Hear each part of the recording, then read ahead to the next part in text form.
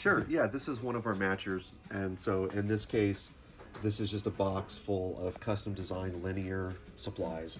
And it's all programmable.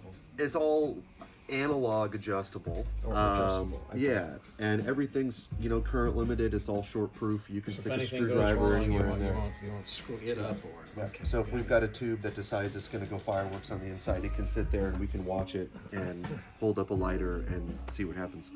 But yeah, in terms of matching, we do all of our matching plus or minus 1 milliamp for power tubes, which is basically the turn-on consistency. Like if you take a KT88 and you turn it off and on 20 times, you're going to have a mil to a mil and a half in consistency. Let's say at 60 to 70 milliamps. Okay. So we match pretty much down to the tightest tolerance. That was a good one. Yeah. Winner. So we have actually 3 of these boxes. We usually have 2 of them up here at any given time.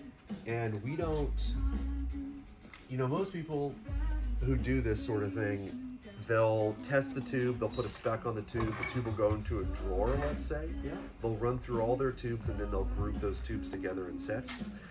What we do is a little different. We add another step in.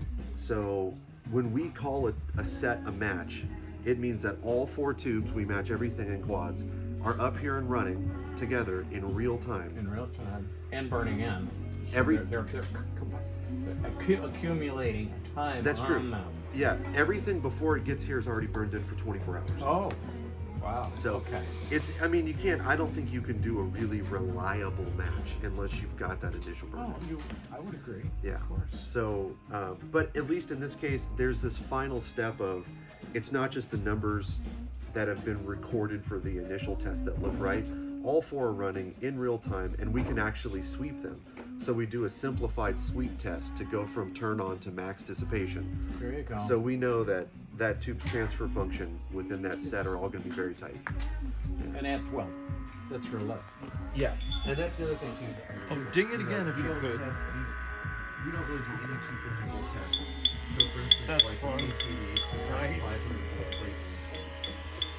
breakers, which is a more typical use case. I understand. I've always heard that the problems with the tubes of today.